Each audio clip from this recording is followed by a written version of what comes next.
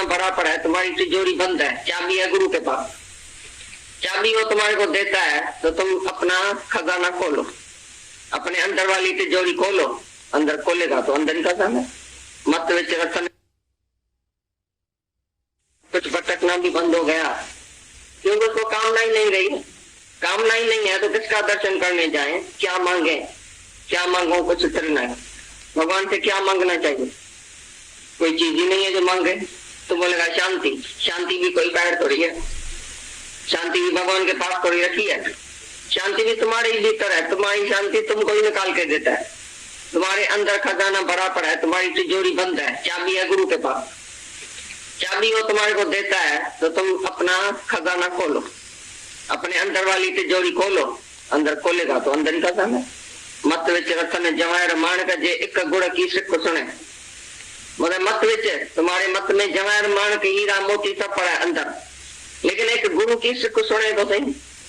एक बात, आत्मा की बात गुरु के मुख से सिख सुने, जब इसे को सुनेगा तो अंदर ही अंदर तुम्हारे माल खजाना। तो चाबी जो विवेक और वैराग किया वो गुरु के पास है, वो आके हमारा विवेक खोलता है, वैराग दिलाता है। वैराग तुमको कहां से भी नहीं आएगा, चाहे सब दुनिया का आदमी तुम्हारा संबंध भी मर जाए तो भी वैराग नहीं आएगा, चाहे तुम अस्पताल में जाके बैठो सारा दिन तो भी वैराग नहीं आएगा, मसाने में जाके बैठो तो भी वैराग नहीं आएगा। मसाने को वैराग है, डॉक्टरों को वैराग है, नर्सों को वैराग है। उधर ही पेशेंट पड़ा है, बीमार मरता है, उधर डॉक्टर और नर्स आपस में बन के रंगरेलियां करते हैं। हॉस्पिटल में भी बैठे 24 घंटा तो भी उसको वैराग नहीं। कोई मर भी जाता है, किसका पति मरा, किसका बेटा मरा, तो भी वैराग नहीं। पति मरा 12 महीना रोया, फिर सिनेमा में बैठी है वही माई तो, फिर वही कपड़े वही गहने पहन के सिनेमा रमी इधर उधर भागती फिरती है, सब मजा लेती है। कौन बोलता है तो पति मारने से किसको वैराग आता है? वैराग तो गुरु के मुख से आता है, बाकी कहां से भी नहीं आता।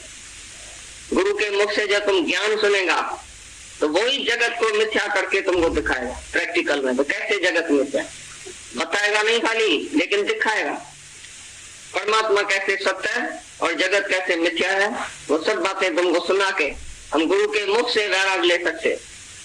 ज्ञान भी गुरु के मुख से मिलता है, वैराग भी गुरु के मुख से मिलता है, बाकी दुनिया से कहां से वैराग नहीं आएगा। तो ये चाबी जो है वो गुरु के पास है, विवेक और वैराग।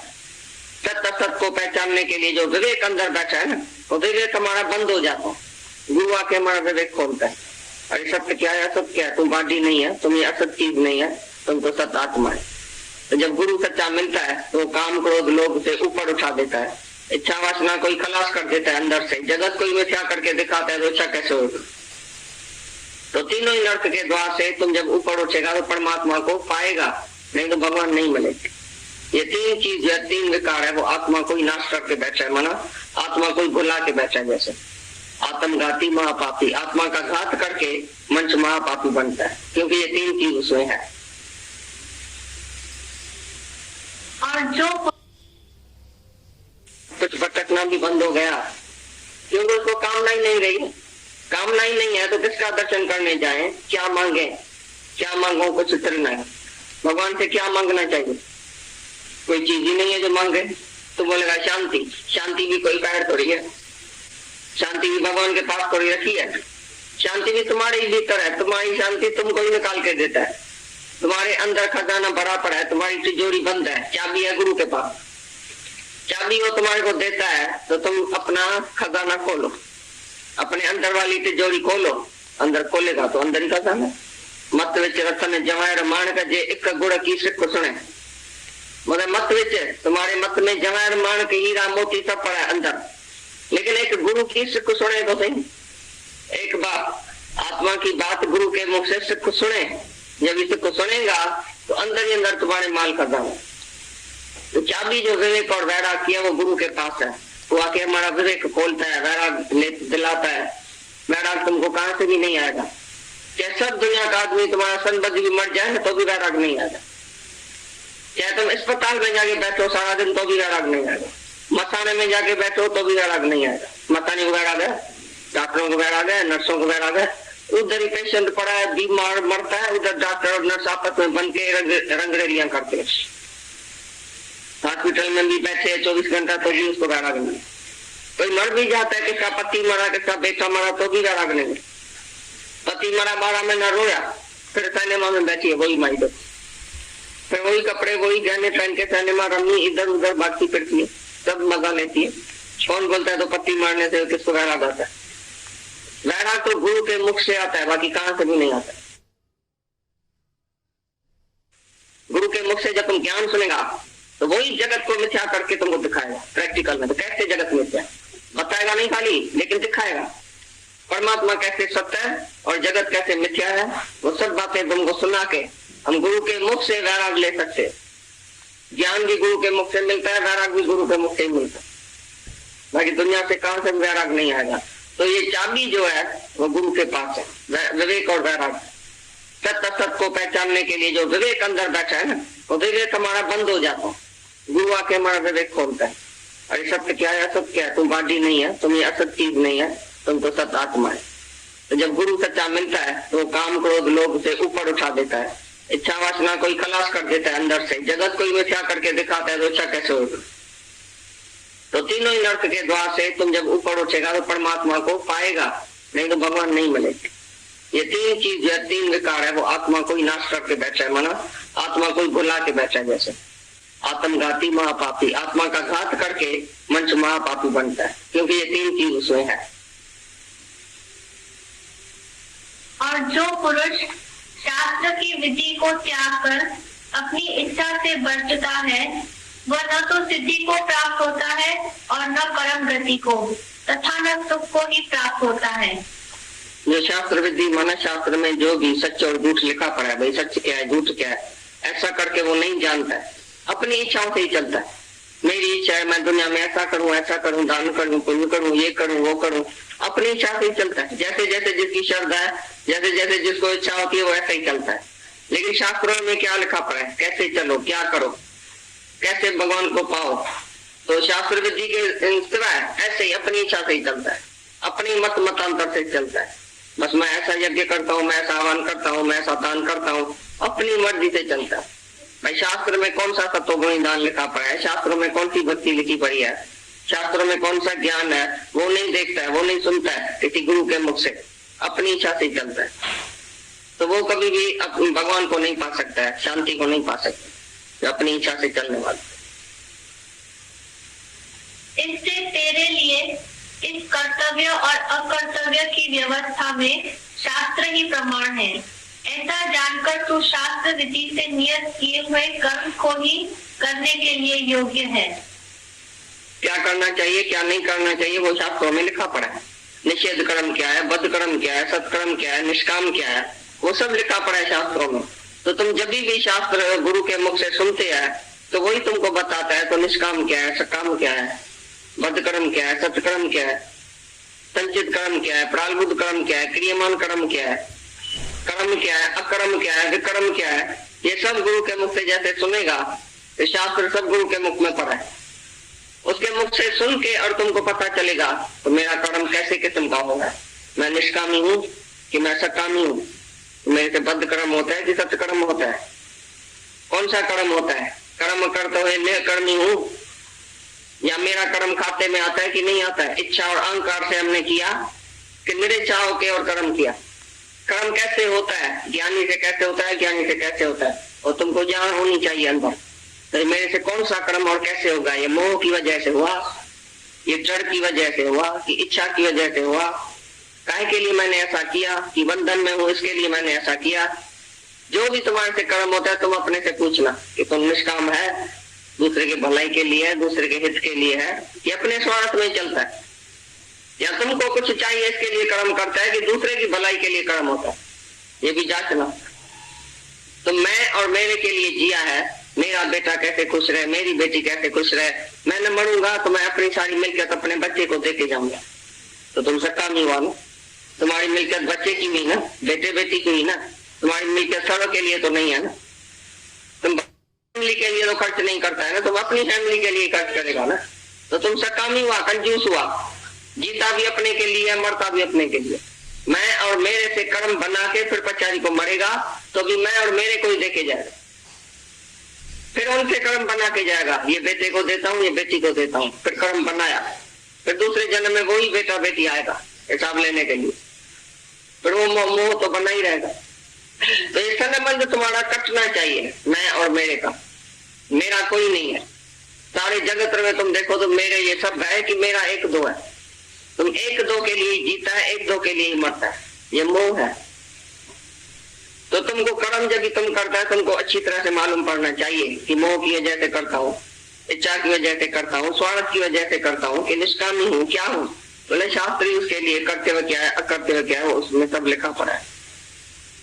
तो गुरु तुमको सब शास्त्रों का निचोड़ बताता है।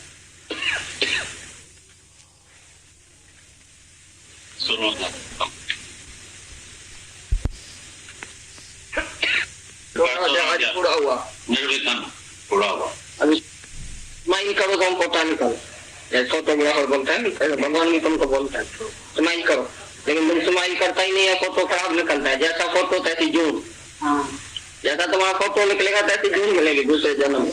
आपको गुरु ने अपना सिखा दिया। भगवान के भगत आना चाहिए, उसकी तुम सेवा करो।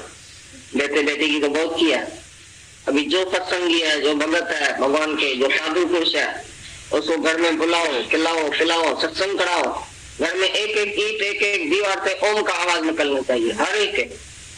तुम्हारा घर मंदिर बनना चाहिए। तुम्हारे घर में जब नाती आएगा, वो आएगा, पार्टियां होगी, शार्टियां होगी, उसके लिए तो घर है। सत्संग के लिए घर है किसका? कितने दिया है अपना घर सत्संग के लिए? नहीं, 24 घंटा खुला पड़ा है। जब भी कोई आवे तो इधर सत्संग ही होगा, भगवान की बात होगी। ऐसा अपना घर बनाओ मंदिर की तरह। ऐसा नहीं हमारा कोच खराब होगा, हमारा पलंग खराब होगा, सत्संगी आएंगे इतना चंपल लेके आएंगे, उसकी मट्टी कौन करे संभाल करेगा? अरे चरण धूल तेरे जन की होगा। हमारे घर में चरणों की धूल जो है तुम्हारे जन की, चरणों की धूल में होना चाहता हूँ। गुरु नानक बोलता है ये संगत की सेवा मानव साधु की सेवा। संगत की सेवा गुरु की सेवा से भी ज्यादा है। जो तुम्हारे घर में आए जाए, तुम्हारा घर गसे, तुम्हारी धरती ये गसे। जो भी ये भगत लोग, साधु लोग, संत लोग तुम्हारे पास आएगा। साधु संत वो नहीं है जो गेल कपड़ा पहन के बैठा है, जिसको तुम बुलाते थे पहले। साधु संत यही है, सत्संगी लोग। उसकी सेवा करो, उसको प्यार करो, उसकी मदद करो, उसके पास जाओ, उसको अपने घर में लेके आओ। जो भी दुखी है, जिसको कोई भी दुख है, तुम उसका दुख आज ही निवृत्त करो तो तुम्हारा दुख निवृत्त हो जाएगा। ऐसी खुशी सबको दियो, सबको आनंद में रखो। जितना तुमको मिला है उतना बांटो। थोड़ा सा भी मिला है बांटना शुरू करो। बांटेंगे तो और बढ़ जाएगा आप ही अंदर ही अंदर। देने से बढ़ता है, रखने से नहीं। गुरु नानक ने एक गेहूं का दाना दिया एक को, बोला जाके बोना। दूसरे को भी जाके बोला तो बोना। एक ने तो बोया तो बहुत तेल निकल गया, और दूसरे ने क्या किया, दबली में रख दिया आपके अंदर, उसकी सेवा पूजा करने लगा। भाई गुरु नानक ने दाना दिया। तो गुरु नानक आया, बोला भाई क्या किया? जैसे दबली खोले तो अंदर दाना ही नहीं था, कीड़ा टुक्के खलास करती गया, और उसने जाके पेड़ बनाया, दरख्त। तो तुमको भी जो ज्ञान मिल रहा है वो देने के लिए, नहीं रखने के लिए। ये अमानत है, तभी तुम्हारे पास आएगा अमानत लेने के लिए। अर्जुन, जो मेरा ये ज्ञान मेरे भक्तों में, श्रद्धालु भक्तों में जाके बांटता है, उसी जैसा परम प्यारा मेरे को दुनिया में कोई नहीं। भगवान का परम प्यारा बनना है तो जाके सत्संग करो। जहां भी तुम है, अपने अपने घर में, बाजू में, इधर उधर जाके सत्संग रखो। दियो, देना सीखो, दातार बनो। प्यार में बदलती है जिंदगी, प्यार में बदलती है हर किस्म की चाह, हर किस्म की चाह, हर किस्म की चाह जलती है। जिंदगी प्यार में बदलती है, जिंदगी प्यार में बदलती है हर किस्म की चाह, हर किस्म की चाह, हर किस्म की चाह जलती है। जिंदगी प्यार में बदलती है। इस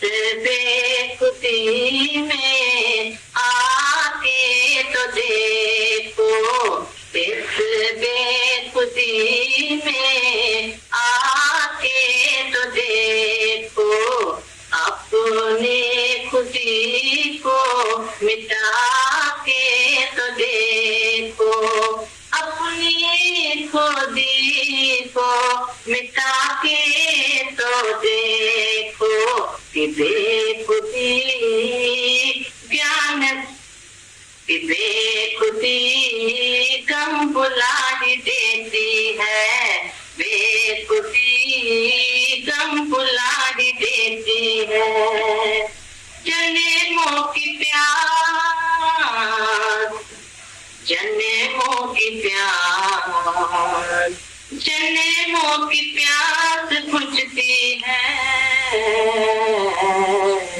जिंदगी ज्ञान में बदलती है, जिंदगी प्यार में बदलती है, हर किस्म की चाह जलती है, हर किस्म की चाह जलती है, जिंदगी ज्ञान में बदलती है, जिंदगी प्यार में बदलती है। अपने विचारों से खुद को संभलना, मन के विचारों से खुद को संभलना, अपने स्वरूप से तुम ना बिछड़ना, अपने स्वरूप से तुम ना बिछड़ना, जिंदगी ज्ञान में पिघलती है, जिंदगी ज्ञान में पिघलती है, जन्मों की मैल, जन्मों की मैल, जन्मों की मैल मिटती है, जिंदगी ज्ञान में बदलती है, जिंदगी प्यार में बदलती है, हर किस्म की चाह जलती है, जिंदगी ज्ञान में बदलती है। शुक्राना मानो, जो भी भगवान करता है उसमें शुक्र शुक्र। एक आंख निकल जाए तो बोलो शुक्र है कि दूसरी बच गई। अगर दोनों आंख गंवा देता था तो ऐसा भी हो सकता था, दोनों आंख भी भगवान ले सकता। एक टांग टूटती है तो दूसरे टांग का शुक्राना। भगवान ने आज खाना दिया, पीना दिया, हवा दिया, दूध दिया, कपड़ा दिया। कई लोग हॉस्पिटल में सोए पड़े अभी, चिल्ला रहे हैं दर्द में, और तुम सबको कुछ भी नहीं है, आज इधर बैठे हैं। तो हमको शुक्राना मानना चाहिए कि नहीं? दूसरे आदमी अभी अस्पताल में है, जिसको पथरी है, यूरिन पास नहीं कर सकता है, और तुम सब जो है आज ठीक ठाक है, तंदुरुस्त है, सुबह को उठा, बिल्कुल जिंदा उठा, तंदुरुस्त उठा, तो शुक्राना मानना चाहिए कि नहीं? मॉर्निंग एक्सरसाइज है, सुबह को उठ के पहले पहले शुक्राना मानना चाहिए। भगवान के राज में हम सुखी बैठे हैं, सब कुछ हमारे को है, कईयों को कुछ नहीं है, उनसे हम कितना ऊपर है, कितना ऊंचा है। क्या नहीं भगवान ने दिया है, क्या नहीं तुम्हारे पास है। ये मनुष्य देह इतनी दिया है, इतना तंदुरुस्त शरीर दिया है, जिसमें तुम कुछ भी कर सकते हैं, मुक्त हो सकते हैं, खुद भगवान हो सकते हैं। मनुष्य देह है मिली प्रभु पाने के लिए, तुम भगवान भी पा सकते हैं। पीस ऑफ माइंड, मन की शांति इस मनुष्य देह में ही पा सकते हैं। बाकी 84 लाख दुनिया जितनी भी है दुनिया में, उसमें तुम्हारा विवेक और विचार नहीं है। उसको जैसे कुत्ते को विवेक विचार नहीं है जो भगवान को जान सके, राइट रंग को जान सके, सत्य असत को जान सके, मैं क्या करता हूँ, मैं क्या नहीं करता हूँ, उसको बहुता क्यों हूँ, इसी से द्वेष क्यों करता हूँ, नफरत क्यों करता हूँ, दुश्मनी क्यों करता हूँ, कुत्ते को पता नहीं है। इसी प्रकार 84 लाख गुणों में जो भी आया वो खाली भोगने के लिए, सदा भोगने के लिए। अभी कुत्ते को दर्द पड़ेगा, गऊ को दर्द पड़ेगा, बता नहीं सकेगी। मनुष्य को कम से कम बोलने का और हंसने का हक मिला हुआ है। तुम बोल सकते हैं भाई मेरे को ये दुख है, तुम हक ले सकते हैं किसी से, तुम मिसअंडरस्टैंडिंग एक दूसरे की गंवा सकते हैं, एक दूसरे को समझा सकते हैं, भाई मेरे अंदर में ये नहीं है, तुम मेरे लिए ऐसा क्यों ख्याल करते हैं, मेरे को तो तुम्हारे लिए प्रेम है, मैंने इस ख्याल से तो ये काम नहीं किया, मेरे अंदर तो अच्छा ख्याल था, मेरे अंदर ये ख्याल तो नहीं था, ऐसा समझा तो सकते हैं। और वो जो हैवान और पक्षी और पशु है कुछ बोल नहीं सकता है, समझा नहीं सकता है परमात्मा क्या है, काय के लिए जगत बना है, कौन सा कर्म करना चाहिए, कौन सा नहीं करना चाहिए, क्या सच है क्या झूठ है, उनको पता नहीं है। पर मनुष्य देही को ये सब पता है। मनुष्य देही उसी में जो है वो विवेक विचार सब कुछ तुम्हारे को मिला है। जो गुरु की संगत में जाता है, जो सत्संग में जाता है, उसके अंदर जो है वो खजाना जैसे खुल जाता है ज्ञान का। एक ज्ञान का खजाना, हिडन ट्रेजर तुम्हारे अंदर में है, लेकिन उसकी चाबी गुरु के पास है। जब कोई शरण आता है, जब कोई साथ संगत में बैठता है, तो उसके अंदर का विवेक विचार खुल जाता है। उसी से वो सत्य और असत को जान सकता है, अपने को जान सकता है। मैं कौन हूँ?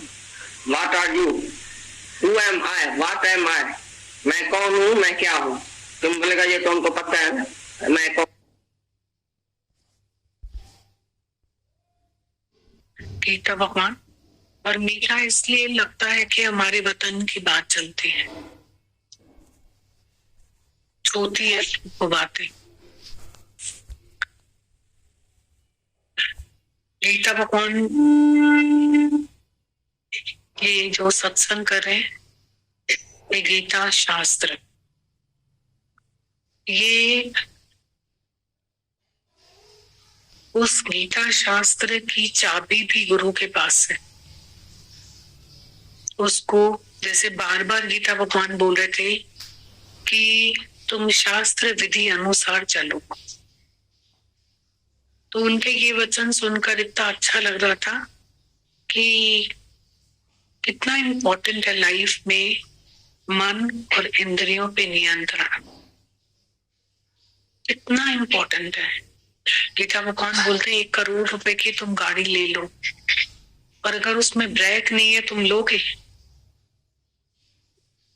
तो ये मनुष्य देही है और हमारे पास मन और इंद्रियों पे नियंत्रण नहीं है, control of mind and control of body नहीं है।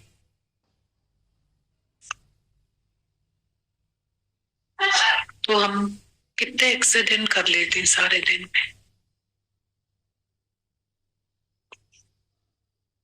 और हम कितने दुखी सुखी होते रहते हैं, कितनी शिकायत, कितने दुख, कितनी पुकार, कितनी फरियाद, कितने आंसू।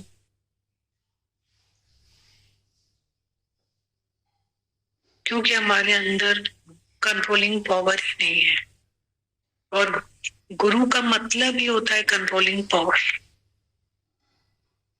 तो वही गीता भगवान बोल रहे थे, मन और इंद्रियों का नियंत्रण मनुष्य जूने में आकर के कितना इम्पोर्टेंट है।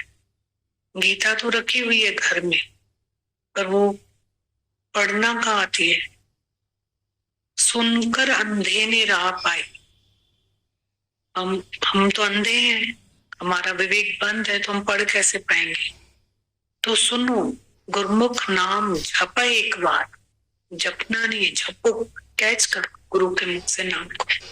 तो ऐसे बता रहे थे गीता भगवान इतना सुंदर कि गीता शास्त्र जो हमारे सामने 17वां अध्याय गीता भगवान ने बोला पूरा हुआ, एक्सप्लेन कर रहे थे, वो हम गीता शास्त्र में कभी भी खुद नहीं पढ़ सकते हैं, पर गुरु ने अपने मुख से जो हमें बताया, वो गुजर के अनुभव करके उनके जीवन से हमें बताया। तो हल्का करके गृहस्थ में रह करके कैसे हम गीता शास्त्र को अपने जीवन में इम्प्लीमेंट करके और कैसे हम इस संसार सागर से पार पहुंचे, तैरे, ओवरकम हो गए अपने जीवन की मन के तूफान लहरों से हम कैसे निकले, गुरु रास्ते बताता है।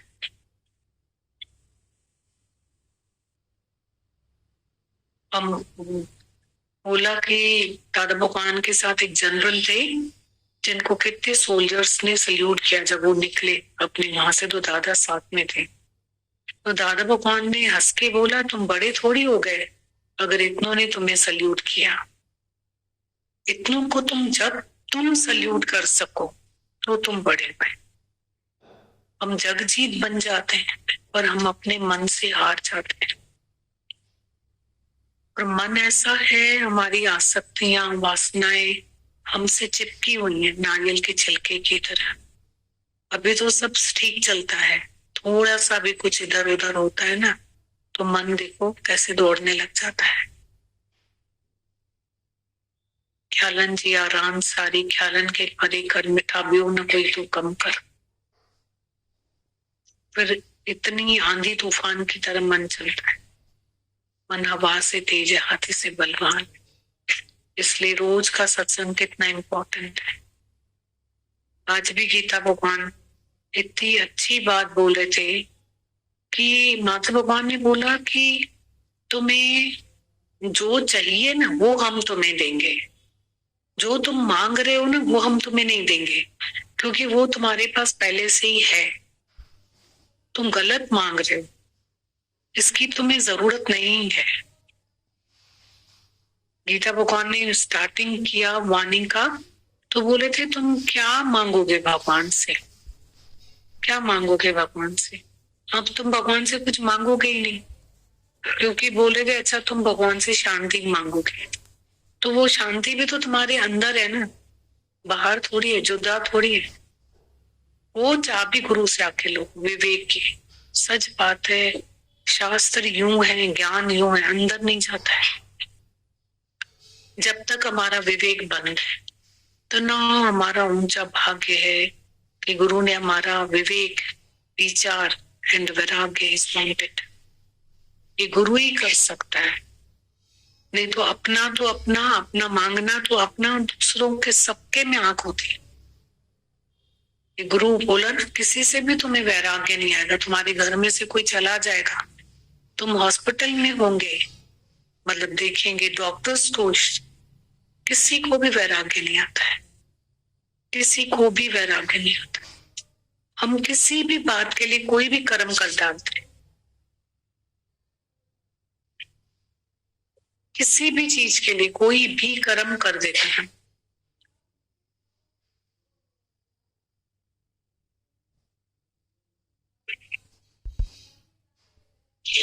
बोल रहे थे ना गीता भगवान, अब तुम डरो कर्म करने से, सीखो कर्म की थ्योरी को सीखो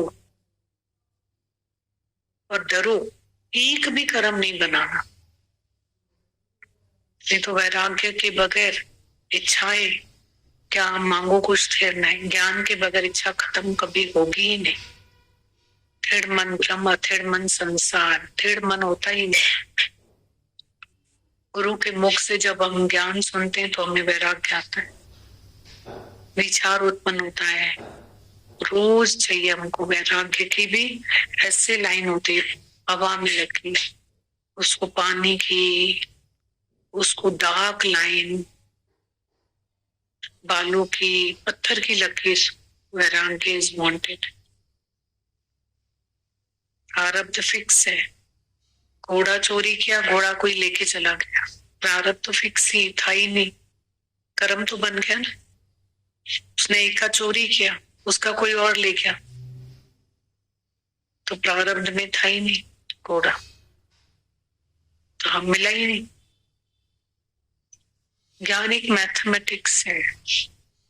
रोज अपने भीतर जाकर के अपने को सॉल्व करें, बस यही ज्ञान है, मिस्ट्री है, सॉल्व करें। कितनी माया के लिए यत्न करते हैं हम लोग, गुरु हमारे लिए यत्न करता है। आओ मेरी नैया में हो जाएगा बेड़ा पार, आ गया नैया में हो गया बेड़ा पार। तो बहुत अच्छा बता रहे थे, कदाचित हमें शांति नहीं मिलेगी तो भीतर है, ज्ञान नहीं मिलेगा जब तक हमारे पास में 3 चीजें होंगी, क्रोध, इच्छा, काम, क्रोध, लोभ, ऐसे बोल रहे थे ना।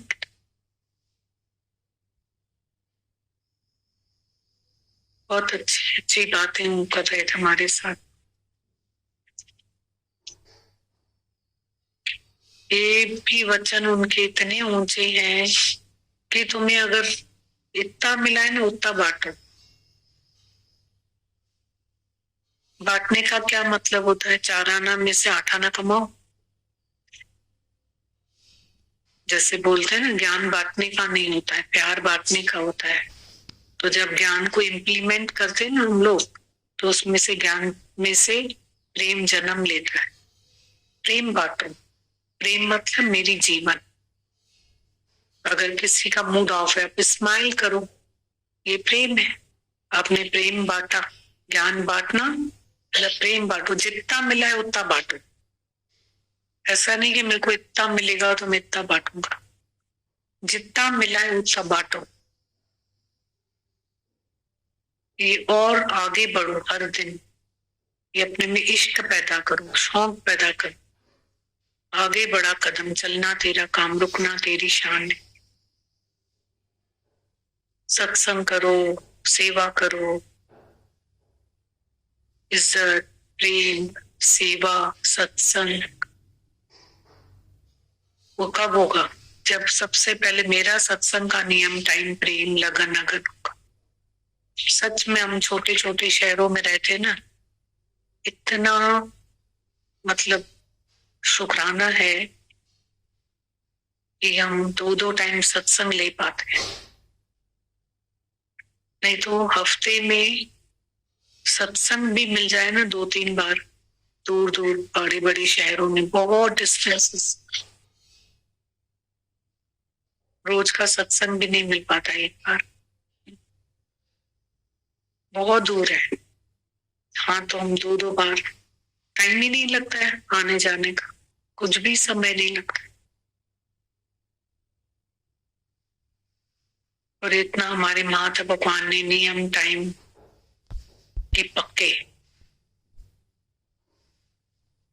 ये ऐसा नहीं, बहुत उनका नियम टाइम सत्संग